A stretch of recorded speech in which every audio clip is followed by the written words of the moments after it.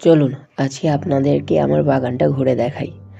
ছোট ছোট video upload করলেও লং ভিডিও খুব কমই আপলোড করা হয়, কারণ এখানে একটু সময়ের অভাব।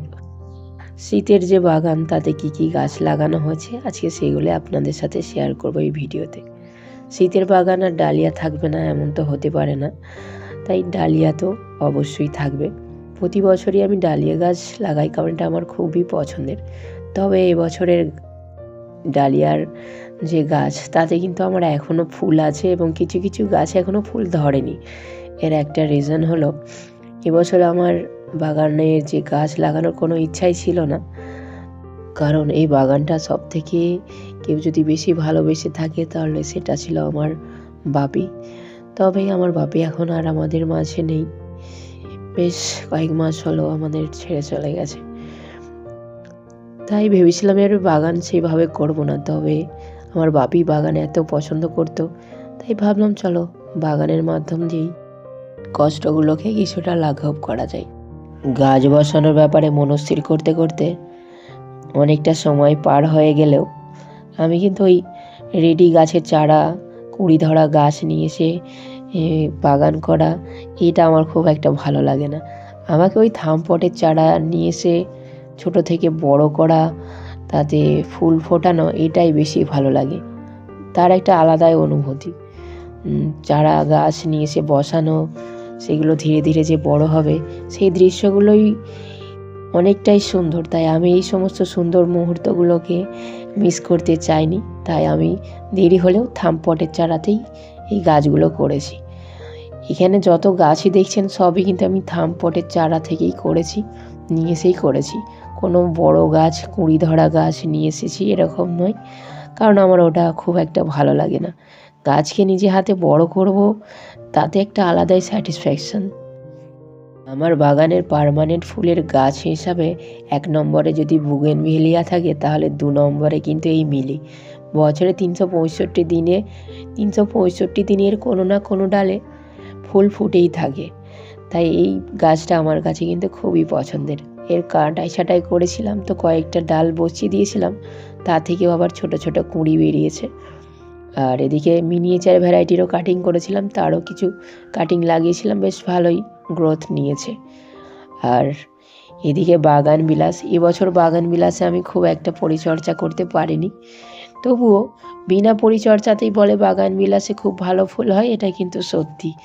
আমার এই গাছগুলোর প্রথম ফুল ভালোই হয়েছিল, ওপরের কিছু ফুল শুকিয়ে গেছে, এগুলোকে কাটা হয়নি, আরও নতুন নতুন পাতা বেরোচ্ছে। এই টাইমে যত পাতা তার ততই ফুল। আর এইটা হচ্ছে মেরি পালমারের গাছ, এটা এখনও 1 বছরেরও গাছ নয়, ওই 5-6 মাসের গাছ হবে, কিন্তু এর যথেষ্ট গ্রোথ ভালো। তবে এটা খুব একটা বুশি হয়নি, কাটাই ছাঁটাইয়ের মাধ্যমে একে বুশি করতে হবে। শুভ্রার প্রথম ফ্লাস হয়ে গেছে, দ্বিতীয় ফ্লাসের জন্য আবার নতুন পাতা আসছে। আর এই ডালটা কাটিনি, এতে কিছু ফুল ছিল, তো তাই কাটতে মায়া লাগছিল, তো এই ডালটাকে কাটিনি। আর এবছরে গোলাপ বেশ ভালোই হয়েছে, সাইজেও যথেষ্ট ভালো। গোলাপের ভিডিও আপনাদের সাথে আমি কিছু শেয়ার করেছিলাম শর্ট ভিডিওর মাধ্যমে। ফরেনের একখানা আমি ফেসবুক পেজে দেখেছিলাম, ওনারা একটা ট্রিক অ্যাপ্লাই করে। এই ট্রিকটা কাটাই ছাঁটাইয়ের সময় যে দিনের যে তাপমাত্রা সেটা বেশি থাকবে এবং রাতের তাপমাত্রা কম থাকবে, এরকম সময় যদি কাটাই ছাঁটাই করা হয়, তাহলে কিন্তু খুব ভালো গাছ বুশি হয় এবং তার নতুন যে স্টেম, সেগুলো খুব হেলদিভাবে বেড়ে ওঠে। আর আমার এই গাছের আমি সেই ট্রিক অ্যাপ্লাই করে দেখলাম না ঠিকই। আর আমি এদিকে যে গ্রিন প্যারাডাইস নার্সারি থেকে কিছু ক্যাকটাস নিয়েছিলাম, সারপ্রাইজলি এই ক্যাকটাসটা আমাকে খুব সারপ্রাইজ করেছে, যে আসার কয়েকদিনের মধ্যেই ফুল এবং কুঁড়ি দিয়েছে, মানে 2 সপ্তাহের গ্যাপে। তো এটা এর আনম্যাচিওর ব্লুমিং, কারণ গাছটা এখনও খুব স্টেবল যদি থাকতো হয়তো ফুলটা আর একটু বড় হতো। আর এইগুলো যে ক্যাকটাসগুলো আমি নিয়েছিলাম গ্রিন প্যারাডাইস নার্সারি থেকে, এগুলো সবই ফ্লাওয়ারিং ক্যাকটাস, প্রত্যেকটা গাছে সুন্দর সুন্দর ফুল হয়। এটাও এক ধরনের ইস্টার্ন ক্যাকটাস, এটা আমি আরবান গার্ডেনিং থেকে নিয়েছিলাম, তবে এটা পাখিতে খেয়ে ছাদ থেকে নিচে ফেলে দিয়েছিল, পরে বসিয়ে আবার গাছটা হয়। আর এই গাছটা আমি সংগ্রহে রেখেছি। আর এদিকে হচ্ছে অ্যামারেলাসের প্রচুর বাল্ব আমার কাছে আছে। আর গাছগুলো যথেষ্ট হেলদি। দেখা যাক ফুলের সংখ্যা কেমন আসে। অ্যামেরালাসের বিভিন্ন রকমের কালারফুল ফুল হয়, তবে আমার বাগানে দেখা যাক কত রকমের ফুল পাওয়া যায়। আর এই মহারাজ হলো অ্যামাজন লিলি। এর কাছ থেকে আমি এখনো একবারও ফুল পাইনি, জানি না কি কারণ, হয়তো ঠিকঠাক আমরা মেনটেন করতে পারছি না, হয়তো সেই কারণে। তবে দেখা যাক কতদিনে ফুল দেয়। আর এই যে হ্যাঙ্গিং, এইটাতে কিছুদিন আগে আপনারা দেখছিলেন একটা বড় পাথরকুচি গাছ, যার মধ্যে খুব সুন্দর সুন্দর ফুল ছিল। তবে সেই গাছটা আর এখন নেই, তার বাচ্চা এই সমস্ত বেবিগুলোকে লাগিয়েছি, এগুলো গত বছরের জন্য। আর এইদিকে আমার রেন লিলি যথেষ্টভাবেই ভালোভাবেই গ্রো করছে। রেন লিলির সিজন তো এসেই যাবে বর্ষায়, তো তার জন্য অপেক্ষায় থাকতে হবে রেন লিলির।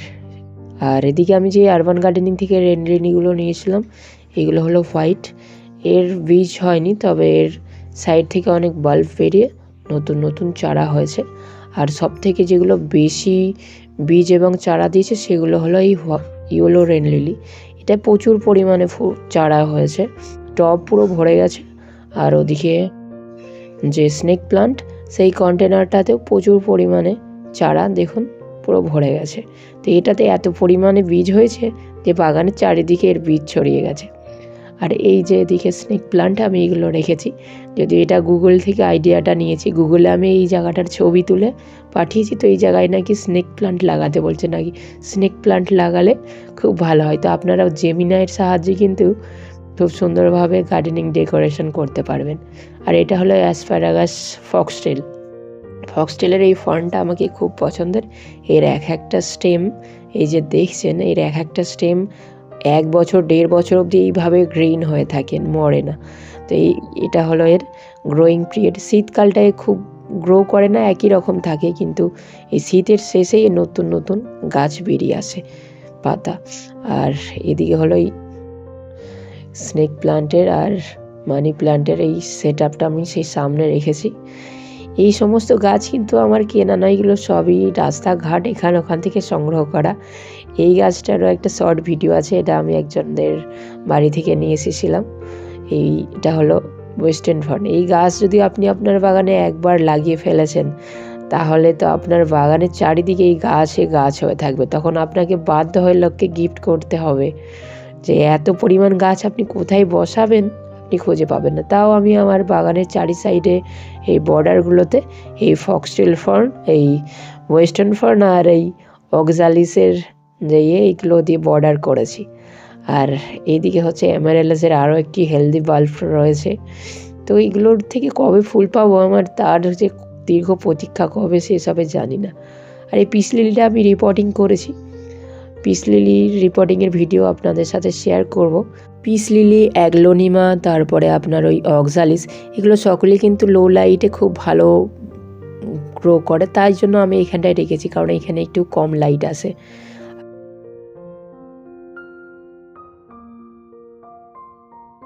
আর এটা হলো কলাবতী বা কলা ফুল, সকলেরই পরিচিত একটি গাছ, গ্রাম বাংলায় প্রায় সব জায়গাতেই পাওয়া যায়। আর এইখানে হচ্ছে ডঙ্কিটেল, এটা আমি গ্রিন প্যারাডাইস নার্সারি থেকে নিয়েছি। এই গাছটা যখন নিয়েছিলাম তখন ভেবেছিলাম প্রচণ্ড ঝামেলার গাছ হবে, হয়তো খুব মেনটেন করতে হবে। তবে গাছটা বসিয়ে দেওয়ার পর আমি একে আর সেইভাবে যত্ন করি না, কিন্তু গাছটা এত সহজ আর এত সুন্দরভাবে গ্রো করছে যে কি বলবো। আর এদিকে যে কয়েন প্লান্ট নিয়ে লোকের অনেক প্রশ্ন থাকে, কিভাবে করবে না করবে। তবে আমার কয়েন প্লান্ট আমি এইভাবেই অযত্নে করি। এরও একটা শর্ট ভিডিওর মাধ্যমে আমি দেখি যে কয়েন প্লান্টকে কেমনভাবে বসাতে হবে, এই ডিআইওয়াইটা আমি কেমনভাবে তৈরি করেছি। এছাড়াও বিস্তারিত কয়েন প্লান্ট কেমনভাবে বসালে, কোন জায়গায় রাখলে ভালো হবে, সেগুলোও কিন্তু আমি একটা লং ভিডিওতে দেখিয়েছি, সেগুলো আপনারা চাইলে দেখতে পারেন। আর আমার এই সব থেকে পছন্দের অক্সালিস প্লান্টার, এটা আমার প্রায় সব ভিডিওতেই থাকে, এটা আমার খুবই পছন্দের। এটা আমি মাজার বোতল এবং পাটের দড়ি দিয়ে একে ডিজাইন করেছি। আর এই একটা রেয়ার ভ্যারাইটি আছে আমার কাছে, এটা হলো মাঙ্কি টেল। এটা আমি খুব একটা কারোর বাগানে দেখিনি, আমাদের এখানের বাগানে কারোর দেখিনি, তো আমার কাছে এটা আছে। এটা হ্যাঙ্গিং হিসাবে আমি রেখেছি, এটাও খুব একটা ভালো মেনটেন করতে লাগে না। আর এই অ্যাচিভেরিয়াটা আমি গ্রিন প্যারাডাইস নার্সারি থেকে ফ্রি গিফট হিসাবে পেয়েছি। এটা ভালোভাবেই গ্রো করছে। ফ্রির জিনিস তো একটু ভালোই লাগে পেতে। আর এটা হলো লক্ষ্মী কমল বা স্যাকুলেন্টের একটা ভ্যারাইটি।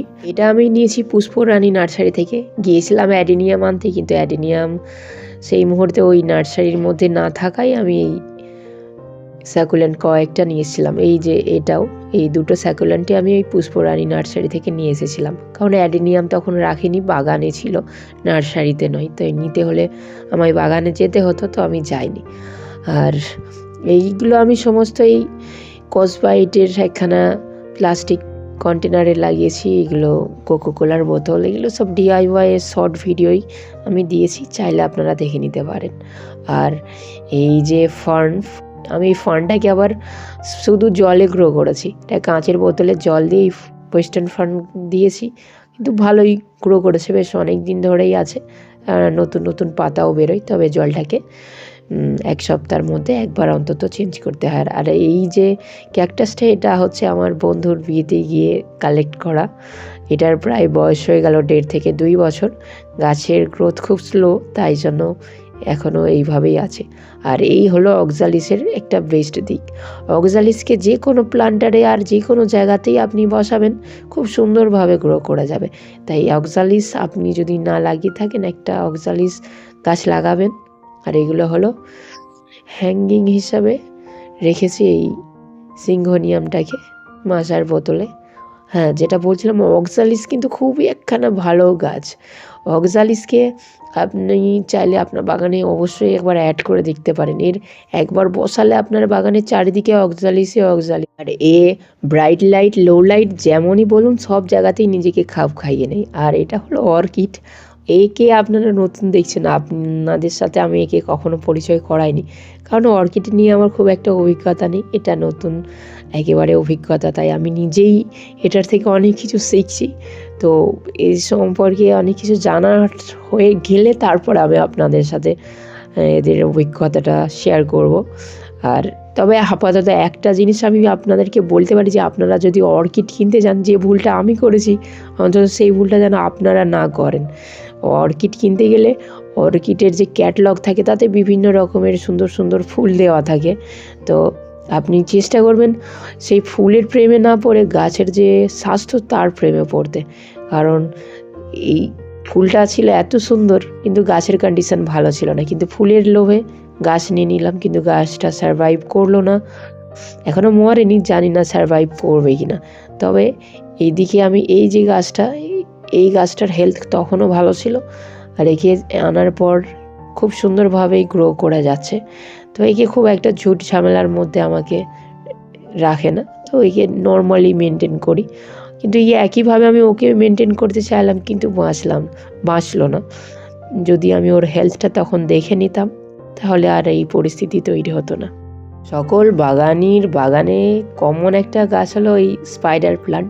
একে হ্যাঙ্গিং হিসাবে, তারপরে গার্ডেনের বর্ডার হিসাবে খুব সুন্দরভাবে ইউজ করা যায়। তবে এর একটা বিশেষত্ব হলো কি, লো লাইটে রাখলে এর দেখুন পাতার কালারগুলো কি সুন্দর হয়েছে। আর এটা হলো ক্রেমা লিলি। ক্রেমা লিলি আমার কাছে অনেক কটাই আছে। ক্রেমা লিলি অনেকেই নার্সারি থেকে কেনে, তবে আমাদের এখানে ক্রেমা লিলি বনে জঙ্গলেই পাওয়া যায়। তো আমি এগুলো বাগান থেকেই কালেক্ট করেছি, নদীর ধার থেকে। আর এই বট গাছটা আমার কাছে অনেক দিন ধরেই আছে, আমি একে বনসাই করবো বলে রেখেছি। গাছের গোড়াটা বেশ মোটাই হয়েছে, তবে প্রফেশনাল বনসাই না হলেও আমার কাছে এটা যথেষ্ট ভালো হয়েছে। আমি এই গাছটার প্রতি খুশি হয়েছি, তার জন্য একে গিফট হিসাবে আমি একটা বনসাই পট দেবো ভেবেছি। তো গিফট এর খুব তাড়াতাড়ি একে দিতে হবে। আর এটা হলো অ্যারোম্যাটিক জুঁই। যারা এই লতানো ফুল আবার সুগন্ধযুক্ত ফুল চাই, তাদের জন্য অ্যারোম্যাটিক জুঁই কিন্তু একদম পারফেক্ট। আমার এই গাছে একবার ফুল এসেছিল, যখন আমি গাছটাকে প্রথম নিয়ে এসেছিলাম, তখন অতটা বড় ছিল না, ছোট ছিল, অল্প কিছু ফুল হয়েছিল। তবে এবছর গাছের হেলথ যথেষ্ট ভালো, আশা করছি গাছ ভরে ফুল আসবে। অ্যামারেলাসের প্রচুর বাল্ব আছে আমার কাছে, কিন্তু এগুলো ছোট, এগুলো থেকে আশা করছি এবছর ফুল পাবো না, ম্যাচিওর হলে হয়তো পাবো। আর কোনো গাছ কিনে যদি আমার সবথেকে বড় ভুল হয়েছে বলে মনে হয়, তাহলে এই কেনা লিলির এই গাছগুলোকে কিনে আমার সবথেকে বড় ভুল বলে মনে হয়। এর বাল্ব বসানোর পর আমার কাছে একবার ফুল হয়েছিল, তারপরে এই গাছগুলো থেকে আর কোনো রকমের কোনো গাছই বেরিয়ে আসছে না। জানি না, আমি হয়তো ঠিকঠাক সয়েল মিডিয়ায় বসাতে পারিনি, তাই জন্য এর বাল্ব গ্রো করেনি। যাই হোক, তবে কেনা লিলি যদি অভিজ্ঞতা না থাকে না কেনাটাই ভালো, কারণ দামও অতিরিক্ত। আর গাছ যদি না সারভাইভ করানো যায় তাহলে অত টাকা দামের বাল্ব বেকার নষ্ট। আর এটা হলো জংলি ফুলের মতন দেখতে হলেও এটা রুবেলিয়া, যারা জানবেন হয়তো গাছটা দেখে চিনতে পারবেন। রুবেলিয়া, এতে নীল কালারের একদম খুবই সুন্দর একটা ফুল হয় সবুজ পাতার ফাঁকে ফাঁকে। আর এদিকে যে সমস্ত গাছগুলো দেখছেন এগুলো একটু কম যত্নের গাছ, যাকে খুব একটা দেখরেখ করতে হয় না। আর এটা হলো আমার ওয়াটার লিলি সুন্দরী। এই ওয়াটার লিলি সুন্দরী এখনও ডরমেন্সি কাটছে না, ঘুম থেকে জাগছে না। জানি না এর কবে নতুন করে পাতা বেরোবে, তবে রিপোর্ট করব, এখনও তাই রিপোর্ট করিনি গো। আর এইদিকে আছে আমার পদ্মসুন্দরীর ঘুম ভেঙে গেছে, তাই এর পাতা বেরিয়েছে, এইবার একে রিপোর্ট করতে হবে। তো রিপোর্টিংয়ের ভিডিও অবশ্যই আপনাদের সাথে শেয়ার করব, কেমনভাবে রিপোর্ট আমি করি, যাতে বাগান কম নোংরা করে, ছাদ কম নোংরা করে কিভাবে রিপোর্ট করা যায়। আর এই জবাটা আমার কাছে খুবই পছন্দের। যখন এই জবাটা নিয়ে এসেছিলাম তখন প্রচুর পরিমাণে ফুল ঝরে যেত, তবে এখন সেই সমস্ত কোনো সমস্যাই থাকে না। এই 1-1.5 বছর হয়ে গেল, কারণ আমি এখন আর গাছে কোনো রকমের কোনো কেমিক্যাল ইউজ করি না। সারই বলুন আর পেস্টিসাইড যেগুলোই বলুন, আমি খুবই কম ইউজ করি। কেমিক্যাল সার তো আমি ব্যবহারই করি না। আর পেস্টিসাইড হিসাবে আমি যেটা ব্যবহার করি সেটা হলো সুপার সোনাটা। সেটা গাছের গ্রোথও ভালো করে, পেস্টিসাইডের হিসাবেও কাজ করে। আর ফাঙ্গাস হিসাবে আমি ওই ফাঙ্গিসাইডটাই ইউজ করি। তাছাড়া আমার বাগানে আমি কোনো রকমের কোনো ওষুধ ব্যবহার করি না। আর সার হিসাবে গোবর সার, ভার্মি কম্পোস্ট, সরিষার খোল, পাতা পচা সার, এই সমস্তই ব্যবহার করি। কোনো রকমের কোনো ইউরিয়া, পটাশ, মানে কেমিক্যাল জাতীয় সার ব্যবহার না করে। আমি একটা জিনিস দেখলাম, মাটি একেবারে সুন্দর হয়ে গেছে। আমার আগে মাটি একেবারে অবস্থা খারাপ ছিল। তো এই অর্গানিকভাবে বাগান করার পরে মাটির গুণমান অনেকটাই বেড়েছে। তো আশা করি আমার আজকের এই গার্ডেনের ওভারভিউটা আপনাদেরকে ভালো লেগেছে। যদি ভালো লাগে অবশ্যই ভিডিওটিকে একটি লাইক করবেন। আর চ্যানেলে আজকে প্রথম হয়ে থাকলে একটা ছোট্ট রিকোয়েস্ট, চ্যানেলটিকে সাবস্ক্রাইব করবেন। সম্পূর্ণ ভিডিওটি দেখার জন্য আপনাদের অসংখ্য ধন্যবাদ। ভালো থাকবেন, সুস্থ থাকবেন।